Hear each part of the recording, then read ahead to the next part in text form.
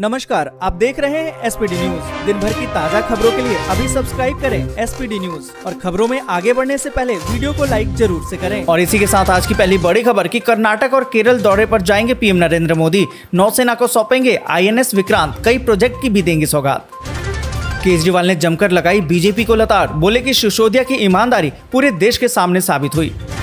सत्ता के नशे में डूबे केजरीवाल, कथनी और करनी में फर्क, अन्ना हजारे ने पत्र लिखकर आम आदमी पार्टी पर साधा निशाना। ममता बनर्जी बोली, भाजपा को 2024 में सत्ता से बेदखल करना मेरी आखिरी लड़ाई होगी। गंगा किनारे काम करने वालों को बड़ा तोहफा, अर्थ गंगा केंद्र स्थापित करेगी मोदी सरकार। बिहार में बाढ़ का खतरा, गंगा घाटों पर खतरे के निशान से ऊपर बह रहे पानी, अलर्ट हुआ जारी। कर्नाटक में ईदगाह में गणेश चतुर्थी की पूजा नहीं होगी, सुप्रीम कोर्ट ने यथास्थिति बरकरार रखने को कहा। ईडी ने ममता बनर्जी के भतीजे अभिषेक बनर्जी को भेजा समन, 2 सितंबर को होगी पूछताछ। जो मुकेश अंबानी और जैक मा नहीं कर पाए वो गौतम अडानी ने कर दिखाया, बने दुनिया के तीसरे बड़े रईस। सूखे से निपटने के लिए योगी सरकार का अहम फैसला, 62 जिलों में लगेंगे 2100 राजकीय नलकूप। कांग्रेस को गुलाम नबी आजाद ने दिया बड़ा झटका, जम्मू कश्मीर में 51 नेता एक साथ देंगे इस्तीफा। राहुल गांधी की भारत जोड़ो यात्रा 24 अक्टूबर को पहुंचेगी तेलंगाना, तय करेंगे 266 किलोमीटर की दूरी। झारखंड में बड़ा सियासी ड्रामा, हेमंत सोरेन ने विधायकों को रांची से रायपुर किया शिफ्ट। अभूतपूर्व बाढ़ संकट से जूझ रहे पाकिस्तान, यूएन प्रमुख ने की मदद की अपील। चीन को जर्मनी की झड़की, भारतीय सीमा पर चीनी अतिक्रमण अंतर्राष्ट्रीय व्यवस्था का उल्लंघन। दिल्ली की तर्ज पर तमिलनाडु में भी शिक्षा मॉडल, सीएम स्टालिन के बुलावे को सीएम केजरीवाल ने स्वीकारा। मुंबई मेट्रो 3 के ट्रायल रन को हरी झंडी, ट्रेन में होंगे स्पेशल फीचर। अन्ना हजारे के कंधे पर रखकर बंदूक चला रहे हैं, शराब नीति पर उठे सवालों पर सीएम केजरीवाल का जवाब। ताइवान ने चलाई चीनी ड्रोन पर पहली बार गोली, रक्षा मंत्रालय बोला वार्निंग शॉट्स थे।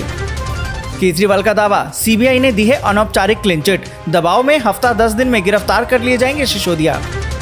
चीन में हाहाकार, सबसे बड़े बैंकिंग घोटाले का खुलासा, 234 लोग अरेस्ट। और इसी के साथ आज की बड़ी खबर कि पीएम किसान योजना के लाभार्थी और पीएनबी के खाता धारक जल्दी से जल्दी करा ले केवाईसी, नहीं तो होना पड़ सकता है परेशान। आपको बता दें कि अगस्त का महीना खत्म होने वाला है, आज इसकी आखिरी तारीख है। अगर आप पीएम किसान सम्मान निधि योजना का लाभ ले रहे हैं तो 31 अगस्त यानी कि आज केवाईसी कराना जरूरी है। ऐसा नहीं करने वाले किसानों की अगली किस्त का पैसा नहीं मिलेगा। और इसके अलावा पंजाब नेशनल बैंक के खाता धारकों को भी 31 अगस्त तक केवाईसी कराने को कहा गया है। ऐसा न करने पर अकाउंट चलाने में दिक्कत आ सकती है। और इसी के साथ अगली बड़ी खबर कि केजरीवाल ने जमकर लगाई बीजेपी को लताड़, बोले कि सिसोदिया की ईमानदारी पूरे देश के सामने साबित हुई।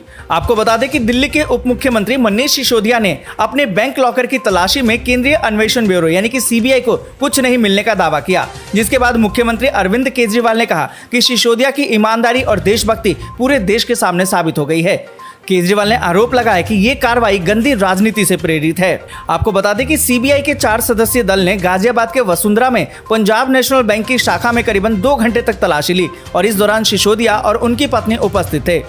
और इसी के साथ अगली बड़ी खबर कि जो मुकेश अंबानी और जैक मा नहीं कर पाए वो गौतम अडानी ने कर दिखाया, बने दुनिया के तीसरे बड़े रईस। आपको बता दें कि अडानी ग्रुप के चेयरमैन गौतम अडानी दुनिया के तीसरे नंबर के सबसे अमीर शख्स बन गए हैं। उन्होंने फ्रांस के दिग्गज कारोबारी बर्नार्ड अर्नोल्ड को पछाड़कर ये मुकाम हासिल किया है। दुनिया के अमीरों की लिस्ट में सबसे पहले अब टेस्ला के सीईओ एलन मस्क और अमेज़न के फाउंडर जेफ बेजोस उनसे आगे हैं। अडानी का ये मुकाम हासिल करने वाले एशिया के वो पहले आदमी बन गए हैं। ब्लूमबर्ग की रिपोर्ट की माने तो 60 साल के अडानी की नेटवर्थ 137.4 अरब डॉलर पर पहुंच गई है। इस साल उनकी नेटवर्थ में 60.9 अरब डॉलर का इजाफा हुआ। वो फरवरी में मुकेश अंबानी को पछाड़कर एशिया के सबसे बड़े रईस व्यक्ति बन गए। और इसी के साथ अगली बड़ी खबर कि मनीष सिसोदिया ने कहा कि सीबीआई को मेरे लॉकर में कुछ नहीं मिला, तलाशी में क्लीन चिट मिली। आपको बता दें कि दिल्ली के उप मुख्यमंत्री मनीष सिसोदिया ने कहा कि केंद्रीय अन्वेषण ब्यूरो यानी कि सीबीआई को उनके लॉकर की तलाशी के दौरान कुछ नहीं मिला है और एजेंसी ने उन्हें क्लीन चिट दे दी है। सीबीआई के 4 सदस्यीय दल ने गाजियाबाद के वसुंधरा स्थित पंजाब नेशनल बैंक की शाखा में सिसोदिया के बैंक लॉकर की तलाशी ली और करीबन ये तलाशी 2 घंटे तक चली। और आपको बता दें कि तलाशी खत्म होने के बाद सिसोदिया ने पत्रकारों से कहा कि सीबीआई दबाव में काम कर रही है।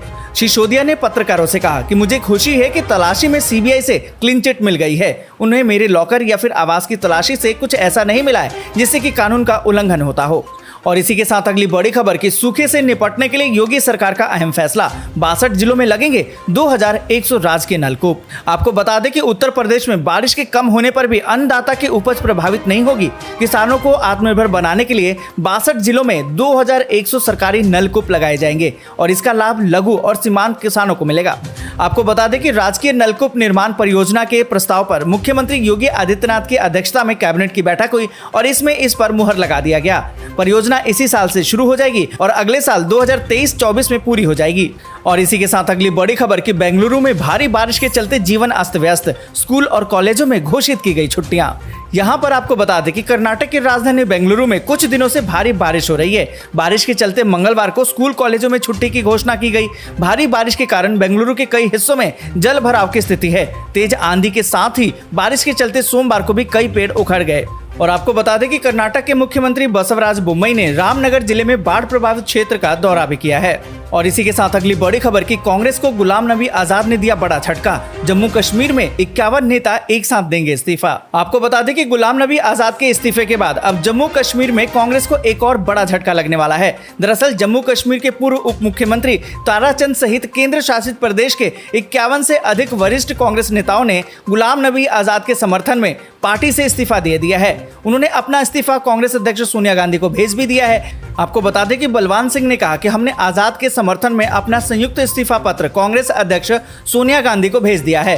गौरतलब है कि जम्मू कश्मीर के पूर्व मुख्यमंत्री गुलाम नबी आजाद ने कांग्रेस में करीबन 5 दशक से चल रही अपनी पारी को शुक्रवार को समाप्त करने की घोषणा की थी। उन्होंने कहा था कि पार्टी बड़े पैमाने पर नष्ट हो चुकी है।